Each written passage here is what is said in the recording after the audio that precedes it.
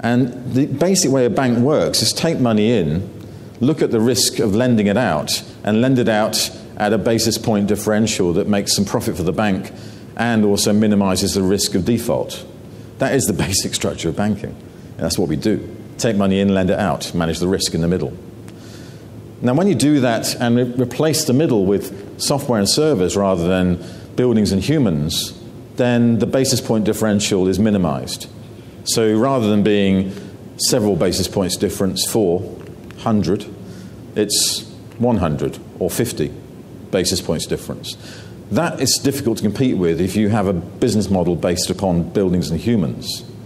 And that's the reason why everyone's investing in fintech. Because they're saying we can get rid of the businesses built on buildings and humans and replace them with software and servers, connect people peer-to-peer through platforms and marketplaces, and make lots of money out of it in the way in which we do that, because every part of credit is being attacked by a fintech platform, a peer-to-peer platform. Every part of the credit marketplace, not just consumer loans, but small business loans, trade finance even, mortgages. Every part of credit is being attacked. But right now, it's hardly anything. You know, if you took all the peer-to-peer lending in Europe in 2014, it's only about $1.5 billion euros of value, whilst we have banks lending almost €1 trillion.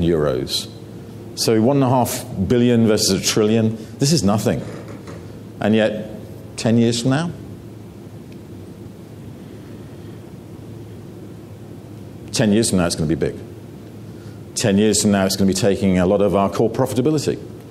Goldman Sachs estimate that just in the next 5 years, 7% of banks' profits will move to the peer-to-peer connected model. 14% in the next 10 years of bank profits will move to peer-to-peer credit models. That's why Goldman Sachs has launched a peer-to-peer lending platform. They are going to get into this marketplace, as are many others, because they see this is the shift. And it's not creating an alternative finance, although there is some alternative finance in there. It's creating a movement of money, a movement of consumer credit, a movement of our customers to new forms of market connectivity. And it's all based around replacing buildings and humans, because you save billions when you replace buildings and humans with software and servers. That's why fintech is so hot.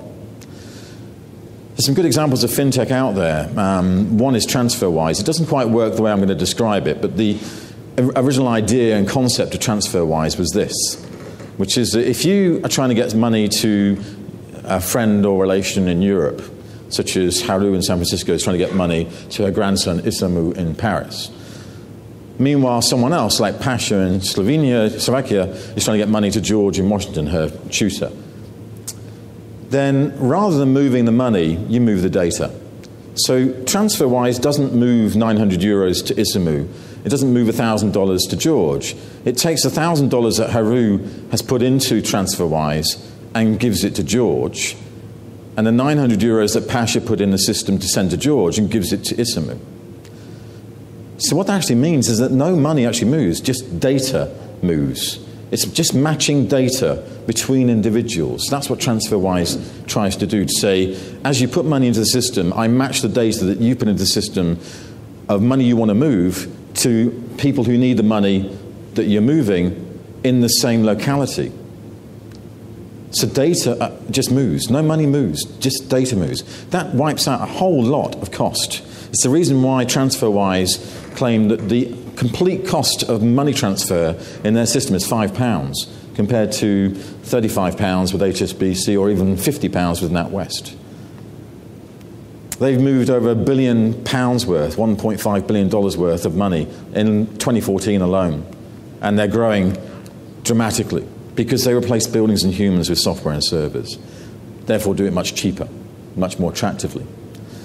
Another example is the example that Rob just gave, that if you take any homepage of any bank, then a fintech company is attacking somewhere what's in that model with peer-to-peer, mobile, real-time, almost free transfers of value. And that's what it is, transfers of value, stores of value, movement of value, movement of data.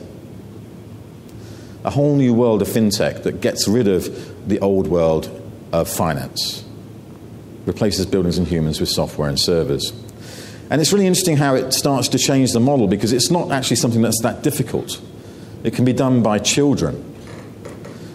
If you don't know Venmo, Venmo is very interesting. It appeared in 2011, and it appeared because two guys in their 20s were developers, and they had a weekend together where it was a fun weekend. I guess some drinking was done.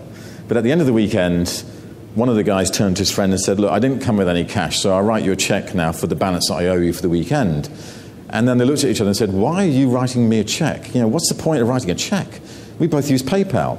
But PayPal's too difficult to do the micro-social transactions that they generated through their drinking weekend. They thought, well, if it's too difficult in PayPal, and yet we both use PayPal, why don't we just develop an app? So it's really easy as we go out through the weekend to move social money around. So, you know, I just had a cappuccino. There's $5 for the cappuccino.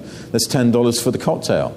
So each transaction is moved through the social network as you go through the weekend, rather than trying to keep a tab and write a check at the end of the weekend. Venmo was launched by these two guys in their 20s after that weekend in 2011, and was bought by Braintree in 2012 for $26 million. Braintree was then bought by PayPal. And now Venmo is one of the biggest mobile social transfer mechanisms in the US. In Q4, it moved $900 million of social money. In Q3, $700 million. So you're looking at a system now that's transferring probably around $5 billion this year in mobile social money, just out of a drunken weekend in 2011 of two developers. This is not difficult, but it challenges the traditional way of doing things.